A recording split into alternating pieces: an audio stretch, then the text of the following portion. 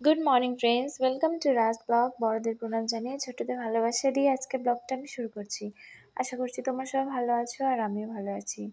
So friend, দেখো আজকের ব্লগটা আমাদের জন্য খুব স্পেশাল একটা ব্লগ, কারণ এই ব্লগটা হচ্ছে আমার আর আমার ভাইয়ের বার্থডে দিনের ব্লগ। আমাদের দুজনেরই বার্থডে একদিনেই, আমার আর আমার ভাইয়ের। আমরা দুজন শুধু 7 ইয়ার্সের ডিফারেন্স। তো তার জন্য আমাদের বার্থডের দিনটা ভীষণ স্পেশাল হয়। সবার জন্য নিজের নিজের জন্মদিনের দিন স্পেশাল, কিন্তু আমাদের জন্য একটু আলাদাভাবে আমরা স্পেশাল ফিল করি, কারণ আমাদের দুই ভাই বোনেরই জন্মদিন একই দিনে পড়েছে, তার জন্য। তো দেখো, আর এই ব্লগটা হচ্ছে 14 অক্টোবরের ব্লগ।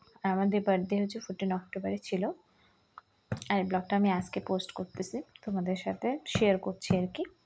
তো দেখো, সকালবেলা উঠে ঘরের কাজকর্ম সব শেষ করে নিলাম। শেষ করে হচ্ছে একটু সাজুগুজু করে নিচ্ছি, যেহেতু বার্থডে বলে কথা, তাই আর কি একটু সাজুগুজু করে নিচ্ছি। এমনি সময় তো নর্মালভাবে থাকি, নর্মালি সেজেছি। তারপরে এই যে স্নান টান করে একটু সাজুগুজু করে নিয়ে রেডি করলাম, কারণ আজকে মাকে দিব হচ্ছে ভোগ দিব, মাকে ভোগ রান্না করে। আর আমি তো এমনি রান্না করতে পারি না, প্রথমবার রান্না করবো, তাও আবার ঠাকুরের জন্য রান্না করবো ভোগ।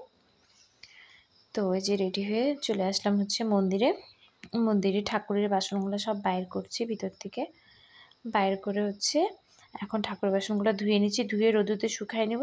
যতক্ষণ ঠাকুরের বাসন রোদুতে শুকাবে ততক্ষণ আমি মন্দিরটা পরিষ্কার করে নেব, ফুল তুলে নেব, আর যা যা কাজকর্ম টুকিটাকি আছে ওগুলো করে নেব।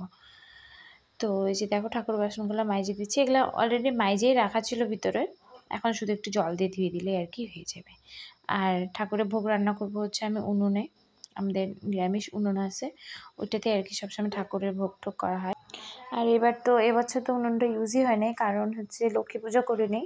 লক্ষ্মী পূজা করলে হচ্ছে এটাতে মা রান্না করে ঠাকুরের জন্য।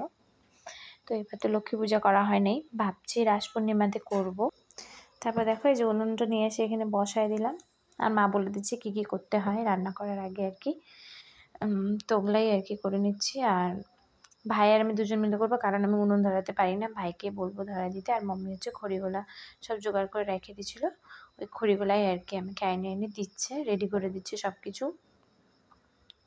যেহেতু আমাদের ঘরে উনুনে রান্না হয় না তেমন, আর রান্না হইলেও মম্মি রান্না করে, আমি তো করি না, ওই জন্য আর কি আমি উনুনটা ধরাতে পারি না। আর আমার ধোঁয়াতে না ভীষণ কষ্ট হয়, আমি ধোঁয়া সহ্যই করতে পারি না। তো ওই জন্য ভাই আর কি উনুনটা ধরায় দিলে আমি ঠাকুরের জন্য যে যা যা ভোগ রান্না করবো সেগুলো আর কি রান্না করতে বসে পড়বো। তার আগে আমি রেডি করে নিচ্ছি, আগে হচ্ছে লুচি ভেজে নেবো আর পায়েস করব। তো ওই জন্য লুচির জন্য এই যে ময়দা মাইখে রাখছিলাম, আর হচ্ছে এখন লুচিগুলা বেলে নিচ্ছি। আর ভাই ওদিকে উনুন ধরাচ্ছেও, উনুন ধরানো হয়ে গেলে আর কি বসায় দিব কড়া।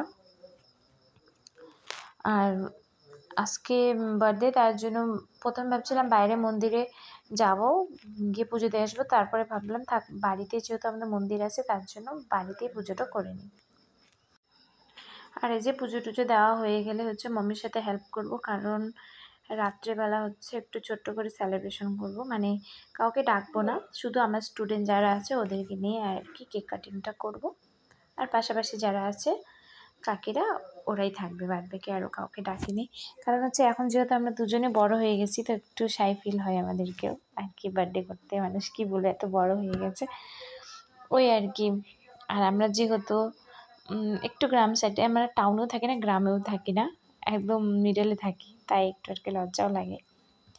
আর যখন আমরা ছোটো ছিলাম তখন তো ধরো মা বাবা অনেক বড় করে করে দিত, মম্মি বাবার সামর্থ্য অনুযায়ী আমাদের বার্থডেটা করতো। তারপরে দেখো, মম্মিকে হেল্প করে চলে আসলাম, ওখানে রান্নাবাড়ি করার মধ্যেও মম্মিকে হেল্প করছি, করে টোরে এখানে হচ্ছে আমি যে বাচ্চাগুলোকে টিউশনি পড়াই, ওরা আসছিলো, তো ওদেরকে বললাম ছোট করে তোরা একটু ডেকোরেশন করে নে হালকার মধ্যে। তো ওরাই আর কি নিজের বুদ্ধি করে ডেকোরেশন করে নিচ্ছিল, আর আমি হচ্ছে পাশ দিয়ে রেডি হচ্ছিলাম। আর রেডি হয়ে গিয়ে ভাই গিয়ে নিয়ে আসছিলো হচ্ছে কেক, ভাই নিজের পছন্দ করে এই কেকটা আনছে, আমাদেরও পছন্দই হয়েছে, খেতেও ভীষণ টেস্টি ছিল।